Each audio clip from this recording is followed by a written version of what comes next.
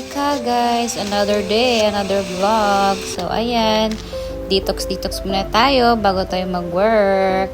So sa umaga, nag-check standby muna kami. Tapos, saka na kami mag-open ng shop. Nga pala guys, may shop pala kami dito sa Thailand. Ang shop namin is Banok Sushi. So, we sell sushi. Ito pala yung labas ng shop namin.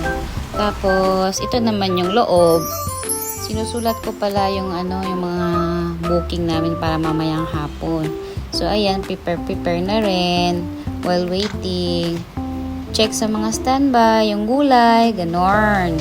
So ayan, yung radish pala gagawin namin para sa sashimi. So check din ako ng standby sa ref. Yung standby namin, yung wasabi, shoyu, ganon. So as a maliit na shop owner, kami yung nag-check mismo ng aming mga gamit. Wala kaming staff. Kami lang dalawa ng asawa ko. So, ayan. Nakikita nyo ba yan? Gumagawa siya ng flour. Ito pala guys, yung mga toppings ng sushi namin. Simple lang yung sushi namin. Yan lang. Bye!